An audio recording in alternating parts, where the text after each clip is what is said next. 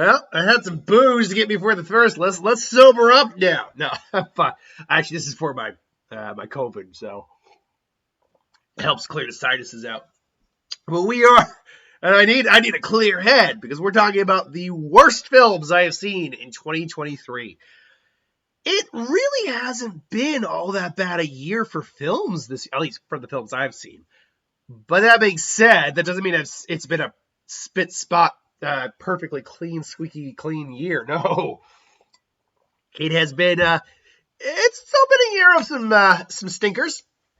So let's do it. We're counting down the top 10 worst films of 2023.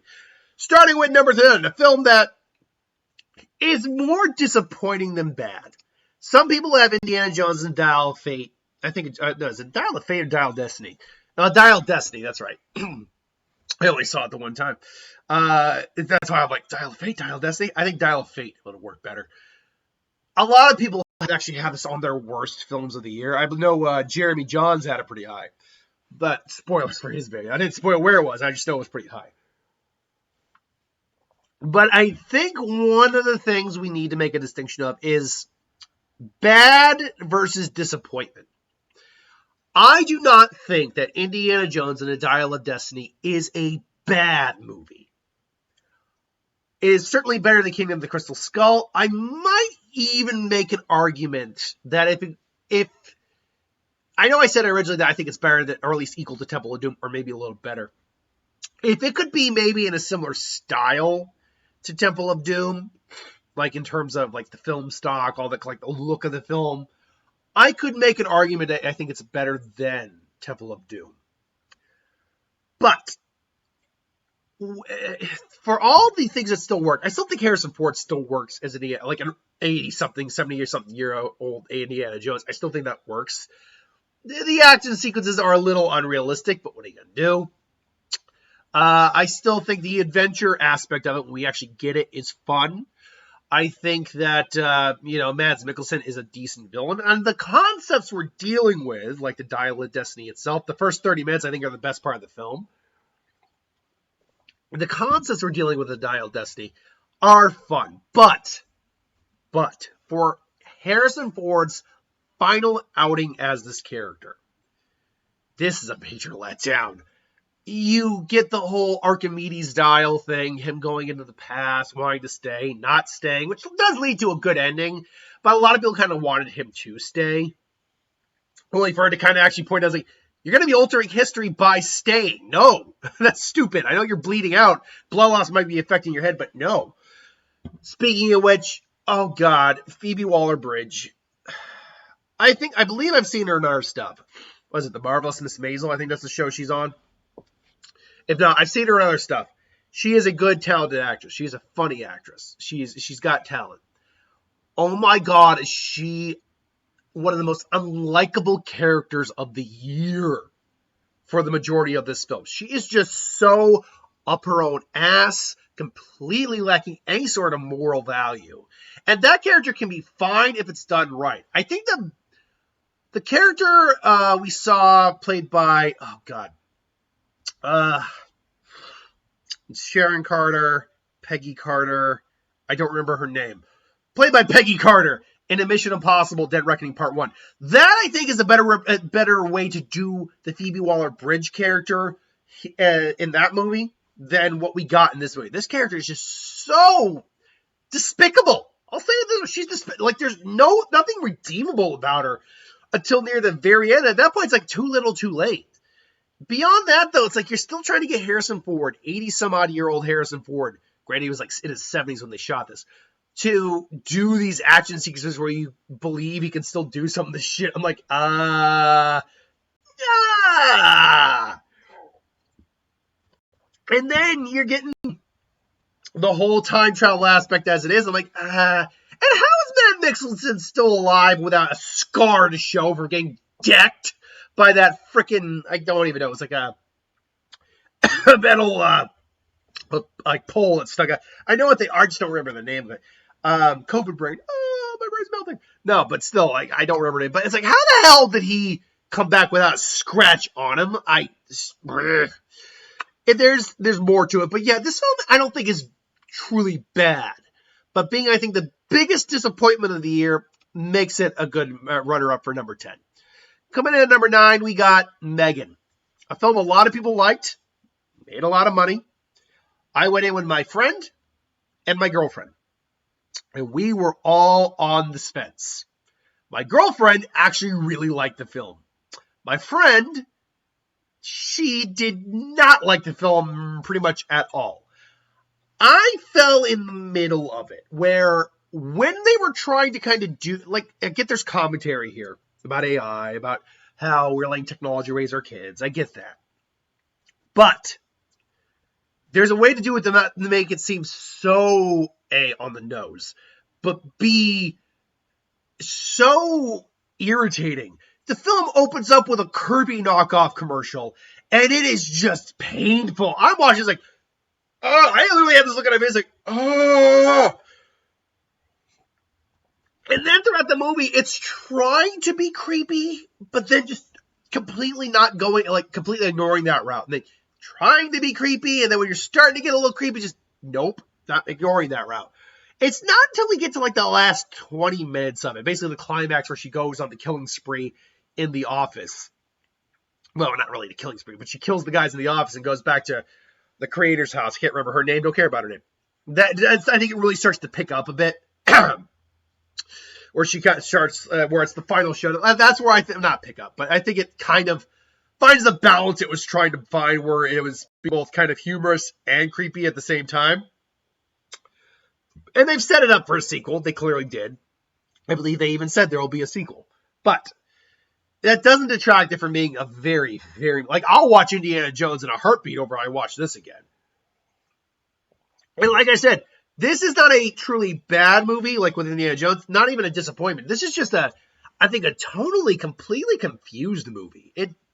For me, anyway. I know there's a lot of people who kind of can understand it more or just see more out of it than me. But overall, it's just a confused movie for me, and I can't go along with the confusion.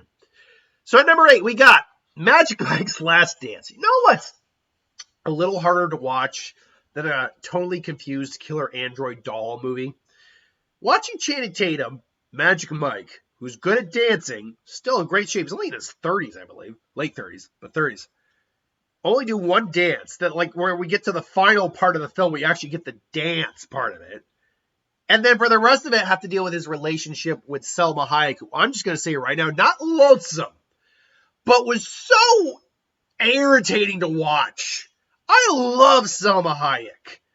But when she goes, like, completely crazy, and I don't mean like, I'm going to cut your skin and wear it like a mask. No, not that crazy. Although, frankly, there are points where she kind of leaned towards that a little bit.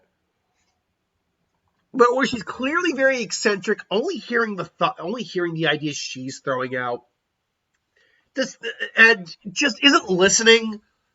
It really made it hard to watch her after a while. There's a scene in the car where they've had some drinks, but they're not, like, truly drunk or anything like that. And they've slept together previously, and they clearly have an attraction. She's trying to keep it platonic, but they ultimately end up kissing. And he's like, no, I'm drunk. What? No, you're not. You only had one drink. He's like, no, I'm drunk. I want to do that. She starts covering his mouth and stop her from trying to talk. And it's like, no, that's drunk. And that's the only thing that happened. I'm like, if someone did that to me, I'm like, yeah, okay, cool. Yeah, we are not happening. No, because if this is our relationship, that's not fucking happening. And that's Selma Hayek, man. Can you imagine, as a red-blooded male, if Selma Hayek actually was interested in you, at any age, well, any legal age anyway, and for your teenage years too, for those years where you're becoming a man, could you honestly deny how Selma Hayek? Probably not, but I'll be honest, I don't care how attractive a woman is. Your looks only go so far. If you're going to act that crazy, I don't want anything to do with you. But beyond that, it's also just, it's not slow, but it's not very well paced. The dancing stuff at the end is great, because that's always a fun part of the series, is the dancing and the performances. That's the best part of the first film, definitely the best part of the first film, which is the worst, I think, of the three, actually. That's not true. The first one has Matthew McConaughey in it, at least.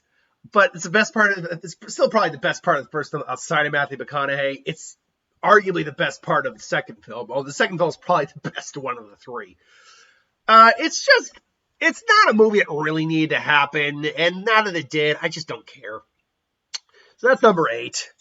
Like, the other two at least had value. I could see in it in terms of their concepts and what I saw. This one, I'm like, this isn't going to mean anything. Coming in at number 7, we got The Black Demon. And, if I had a nickel for every Megalodon movie that came out in 2023, I'd have 2 nickels. That's not a lot, but it's strange to happen twice. Seriously, like, and this one was like direct to DVD, streaming, whatever, but I did watch it with Mark, and I made sure it came out. And Mark and Sam and his girlfriend and my girlfriend were like, yeah, this isn't very good. Like, again, messaging, whatever, but beyond that, it's like the shark is barely in the movie. They say, it's not a shark, it's a megalodon. That's a shark. Do you not know what a shark is? You live near sharks. The CGI isn't the best on the... I mean, it's got far from worse for a direct-to-streaming movie. But it's not amazing. The characters are pretty cookie-cutter and wooden.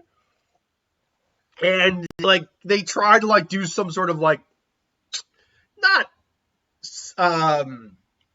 surprise ending, but, like, twist. Like, oh, no! But nothing comes of it.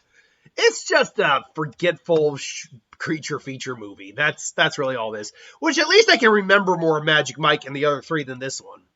Coming in number 6 and beyond, I might remember more of these movies, but that's because they're either more recent or just more bad. For instance, Trolls 3, which was also on my which was in the animated film list that just came out. The first film, I didn't see the second film, but the first film was harmless. I thought the jukebox musical style was used appropriately enough. It wasn't overly beaten down or beaten. They were able to make it work, I felt. Here, it's just not even full songs. It's bits of songs thrown in. These characters, Poppy's still annoying as all hell. I don't understand. Yeah, it's Anna Kendrick, sure, but it's still... Anna Kendrick can only help so much in making a non-Anna Kendrick looking character with not her actual personality look or feel likable. And so, yeah, she's not very likable. She's never been very likable. Now there is the Justin Timberlake troll, though he's probably more relatable. Then you get his brother who's now obnoxious. You get the little baby troll who's... and you get these weird...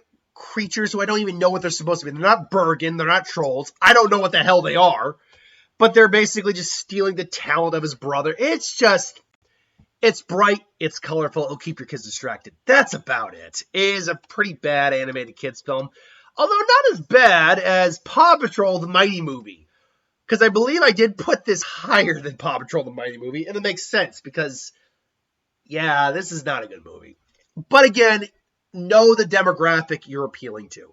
I am not the demographic this film is appealing to, and so it's not made for me.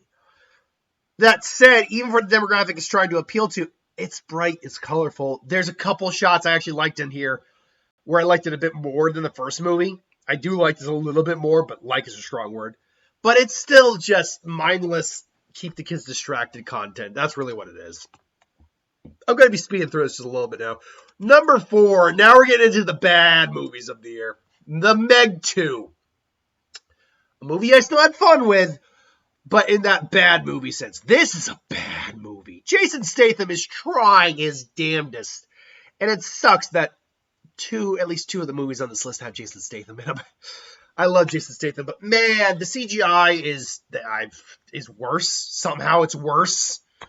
Than the first movie. The first movie is good. I actually had solid CGI, but no, it's made on basically the same budget. They have this concept of this whole world inside the trench that they barely established. Turns into multiple different movies, including The Abyss, Leviathan, Jurassic Park, or Jurassic World. Take your pick. Obviously, there's Jaws elements because of the shark. It's just, it has no concept of what it's trying to be, and yet it's still going. It still thinks it has an identity. And, it's so tropey. Characters are so cookie cutter thin. Particularly our villains Oh my god, the villains are bad. Like, when the villains get their comeuppance too, it's not anything amazing. You could at least give them a cool death, but no. They're fucking killed off screen! And then and look, the plausibility of how Jason Statham can kill a megalodon has reached very bullshit levels in this movie. The first movie actually did make some sense. He was swimming in a little sub.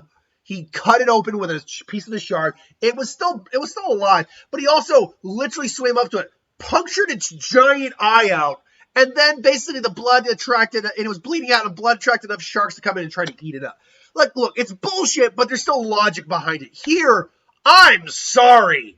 He braces for impact on a rock bed with this giant piece of metal he shouldn't be able to lift, and the shark skewers him. Oh, and he stops the mouth with his feet. I'm sorry. There is levels of bullshit I can take, and then there's levels of bullshit I'm like, bullshit.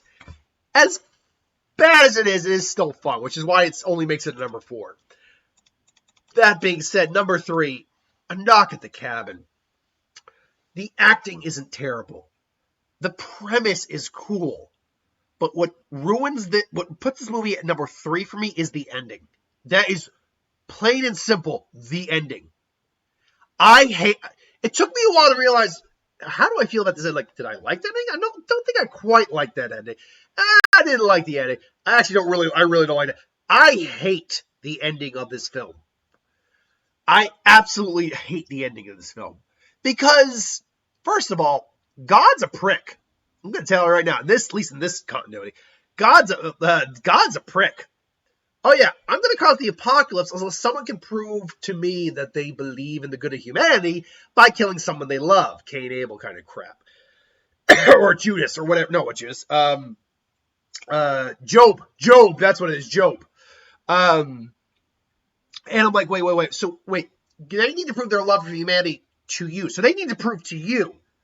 I'm sorry, did you go through like 1,000 other scenarios where you decide kill your loved one? Is that what happened? Or did you just decide one day, wake up and go, yeah, kill your loved one.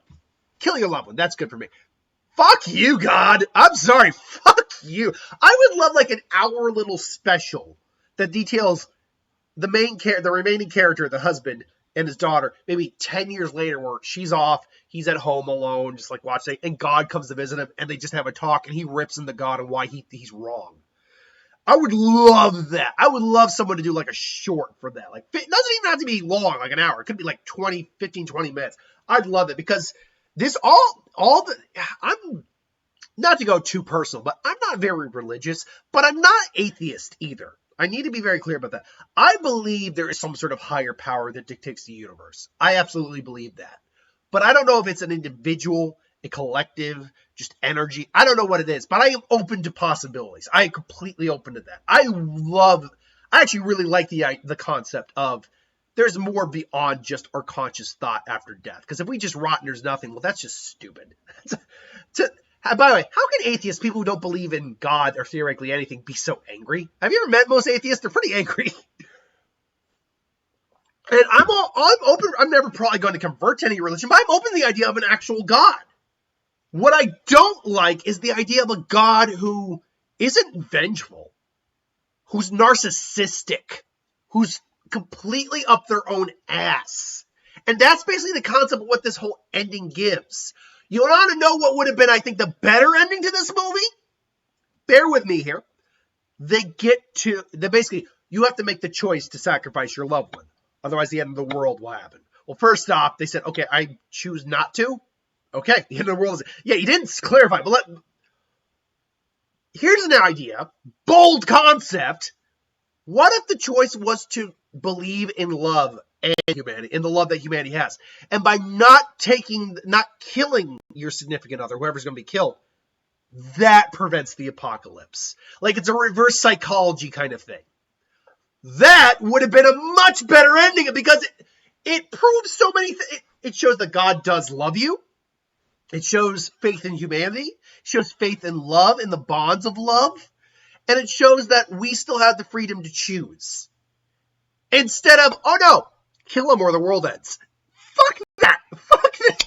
I'm sorry. The movie itself is just okay up until then. once you get to that ending, though, it pisses me off to no end. And so, at number 3, Knock at the Cabin. But it's still not as bad as the other two. Coming in at number 2, we have Fast X. Okay, so there's fun bad, there's bad bad, there's fun bad, and then there's this. Except for Jason Momoa, who can do no wrong at this point in his career. Even Aquaman, The Lost Kingdom, not amazing, but still fun. And Jason Momoa is a part of that. Except for that, Jason Momoa, this film is one of the worst things I've seen. Number 2, one of the worst things I've seen, not just all year, but in the last couple years. They have always been ridiculous. They have always done some of the dumbest shit ever, including going into space in the last one. And admittedly, this is probably a little better than the last film, because they didn't go into space. But there was always, at least until maybe the not last one, but the one before that, there was always at least some level of logic to the bullshit they could do. Now it's just like, well, we can do anything. We are invincible. We are the gods. Like, they're even all these characters, I don't care about these characters anymore. I just don't. And yet, I'm still going to see these movies because, hey, it's mostly because of reviews, but I'm still going to see these movies. What was the last one I actually legitimately enjoyed? What's this? Fast X. So this is Fast 10. 9, they went into space. Fast 8 was the one right after Paul Walker. Fast 7 was the last one with Paul Walker. I will say I enjoyed Fast 8. That was the last one I think I legitimately had a good time with. Fast 7 I thought was actually a really good send-off for Paul Walker, all things considered. I didn't see Fast 6 or Fast 5. Fast 4, I liked Fast 4 fine. And I have not seen Fast 3. Actually, there's a lot of Fast movies I haven't seen. Point being, though, like, I don't care about these characters because you've made them too unrealistic. They're no longer the grease monkeys. There's these super soldier espionage criminals. And by the way, I'm not age shaming anyone. I'm not doing that. But there's a whole plot point of him and Michelle Rodriguez maybe having a kid. Isn't Michelle Rodriguez like in her 50s? I'm not saying she can't theoretically do that. I'm just saying it's not. I'm going to look that up right now. I'm not age shaming, and I'm not trying to mansplain or anything. I'm just saying, like, the older a woman gets, the most likely it is for her to have a kid. And once you hit your 40s, that becomes difficult. Once you hit your 50s, that's near impossible. Michelle Rodriguez. Hold on. There we go. Nope. Where is Michelle Rodriguez here? For some reason, it doesn't give me like Michelle Rodriguez. Okay, Michelle Rodriguez. Oh, she's only 40. Okay, you know what? No, okay. I take it back. Maybe I thought her and Vin were closer in age. She's only 45. I take back what I said. You could still make that realistic. By the way, I wasn't, again, not age shaming. I love Michelle Rodriguez. Dungeons and Dragons. I love Dungeons and Dragons, and I love seeing her. By the way, I've heard people kind of say Michelle Rodriguez is one of those people who kind of has a butterface. I don't know what you're talking about. I think Michelle Rodriguez is actually really hot. Hey, Selma Hayek, I wouldn't say no. Michelle Rodriguez, I wouldn't say no.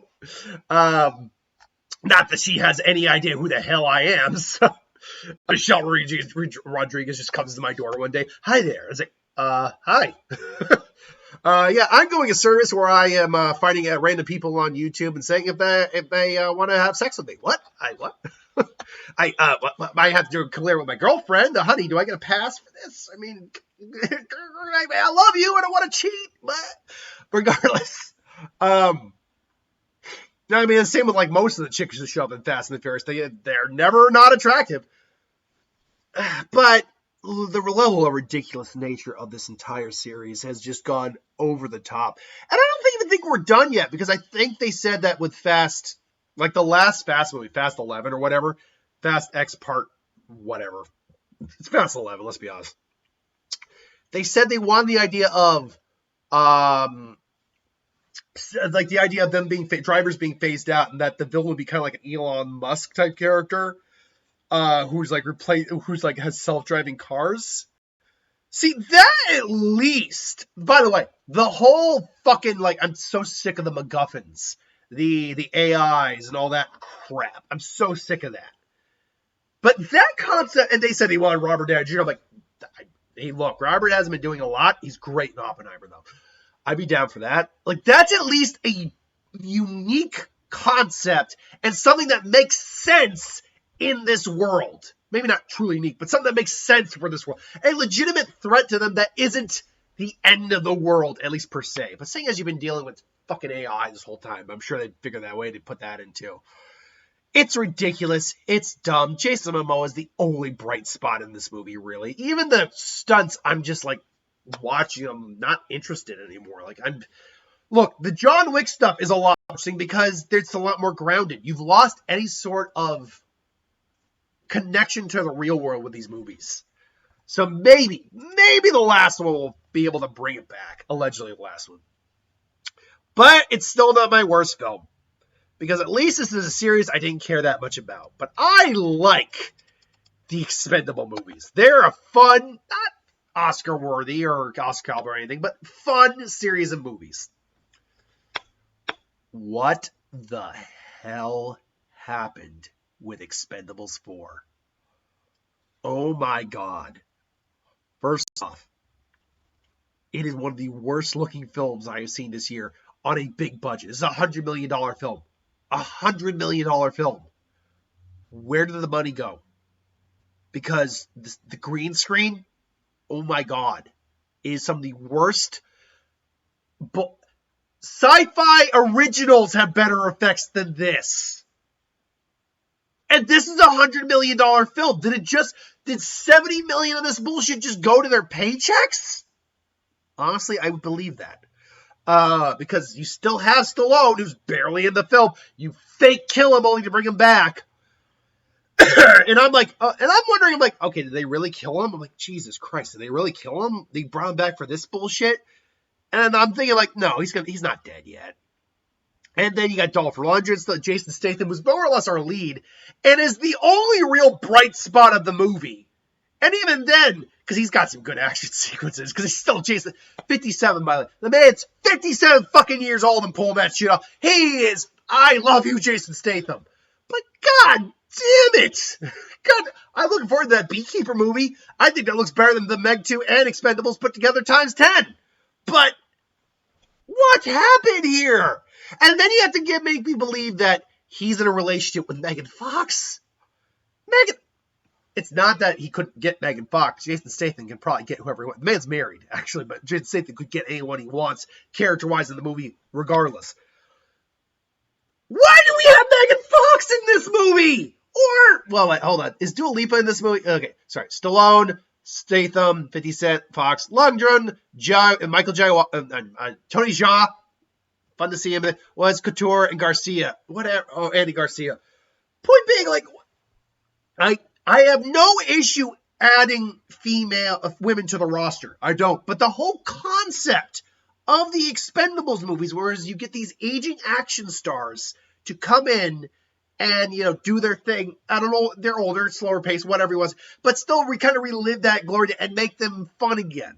What did we get in the first one? Let's break this down. This is the last movie we're talking about today. It's the worst of the year, but let's really analyze this again. We had Stallone. We had Statham, who was more or less still like the big guy on the block. And he's still the big guy on the block, let's be honest. Of action stars, he's like the last true one right now. But you had Stallone, you had Statham, you had Terry Crews. Terry's nowhere to be found. I think Terry Crews is supposed to be dead at this point. Oh God, that sucks. They had to get which is bullshit because one of the plot points was he was mortally wounded in the last one. Did he just not want to come back? Was his schedule? I don't know. Point, Terry Crews. You had Randy Couture.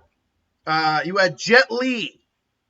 You had Lundgren. That was your main girl. You had Mickey Rourke, not usually an action hero, but he still has that badass vibe. You had it's Roberts. Eric Roberts as the villain. Plus you had Stone Cold in there briefly. Small collective, but Arnold Schwarzenegger and Bruce Willis show up. Okay, great. What do we do in the second one? Let's actually give Bruce Willis, Arnold Schwarzenegger, and Chuck Norris some shit to do. Yeah, Jean-Claude Van Damme's the bad guy. Fuck yeah. Liam Hemsworth. Why the fuck is he here? Oh, we're just going to kill him off anyway. It's all good. Random Asian girl. Why are you here? Okay, but we're going to try to put some new blood in it. It's fine. Whatever. The point is, You up the ante. The third movie, Harrison Ford, Antonio Banderas.